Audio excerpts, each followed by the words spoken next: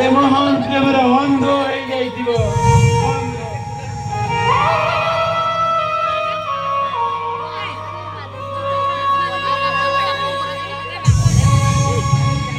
ଏଇଠି ଛିଡାଇ କଣ ଏଇ ପାଲା ଚାଲିଥିବ? ଆସ ନନ୍ଦିନୀ, ମୋ ସହିତ ଆସ।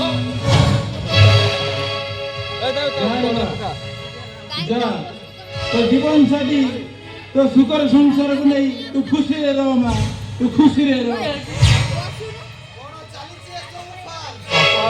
ମୁଁ ତ କିଛି ବୁଝିପାରୁନି। ନାଇଁ ବାପା, ପିଲାଦିନେ ପହଞ୍ଚି ଯାଇଥିବା ମୋ ଗେଲି ଭଉଣୀ ରାଣୀ ଏଇ ମୋ ଗେଲି ଭଉଣୀ ରାଣୀ ବାପା लाडी लिखी ले नोट लाडी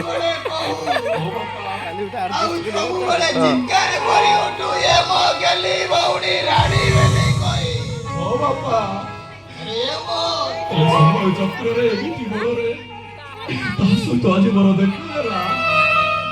ସେ ସମୟ ବି ଭାରି ଜଟିଳ ଥିଲା ବାପା। ତଥାପି ଲାଜ ସରମକୁ ମନ ଭିତରେ ବୁଝୁଳେଇ ବାନ୍ଧି ମୋର ଏ ଭଉଣୀର ଖୁସି ପାଇ ମୁଁ ସବୁ କିଛି ଭୁଲିଗଲି। ସବୁ କିଛି ଭୁଲିଗଲି। ତତେ ମିଳିଗଲା ତାକୁ ନେଇକି ଯା ନହେଲେ ସେ ଢୁଳେଇ ସେଠି ଗଳି ପଡିବ।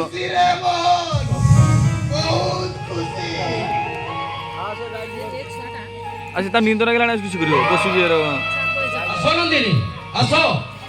ଯାଅ ମା, ତ ସଙ୍ଗୀତ ସଂସାରରେ ଏମିତି ଖୁସିରେ ତାକୁ ନିଦ ଲାଗୁନି। ସବୁବେଳେ ସ୍ୱାମୀ ସୁଖରେ ସୁଖୀ ହବ। କେତେବେଳେ ବି ତାକୁ ଦୁଃଖ ଦବନି। ଏଇଟା ତ ମାଇର ତତେ ଅନୁରାଗ।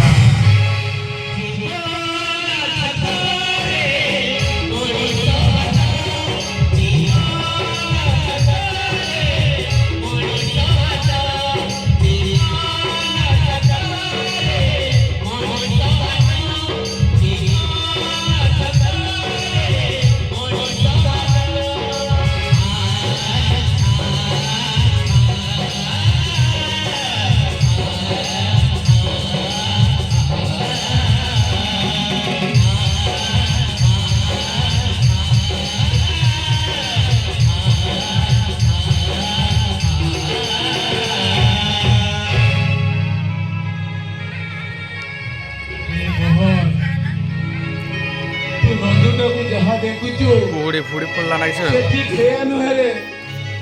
ସେ ଭାରି ଭଲ ପିଲାଟି, କିନ୍ତୁ ଭାରି କାନ୍ଦି କାନ୍ଦି ଗଡି ଗଲେ। ତା ମନରେ ଥରେ ସନ୍ଦେହ ଆସିଗଲେ ସେ ଆଉ କାହାରି କଥା ଶୁଣିବନି। ତମେ କଣ ଭାବୁଛ ମଉସା?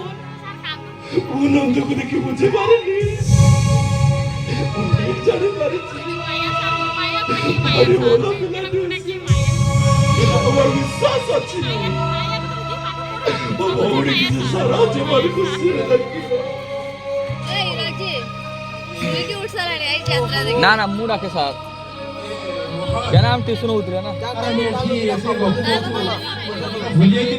ଆମେ ଡାକିଲେ ମାନେ ସେ ଡାକିଲେ।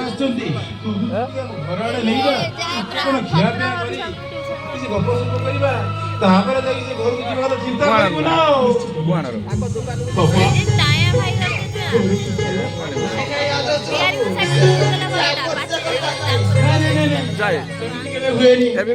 ଅତିଥି ଦେବ ଭବ, ଅତିଥି ହଉଛନ୍ତି ଦେବତା ସମାନ। ହିନ୍ଦୁ ଧର୍ମର ଶାସ୍ତ୍ର ନୀତି ଅନୁସାରେ ଅତିଥି ମାନଙ୍କର ସେବା କରିବାର ଅର୍ଥ ଭଗବାନଙ୍କର ସେବା କରିବା। ଆପଣ ଆମ ଘରକୁ ଆସି ଖାଲି ଖାଲି ଖାଲି ହାତରେ ପଳେଇ ଯିବେ, ଏହା ଦ୍ୱାରା ମୋର ପାପ ହବନି। ନାଇଁ ନାଇଁ ସେମିତି ହବନି। ଆସ ଆସ ଚାଲ।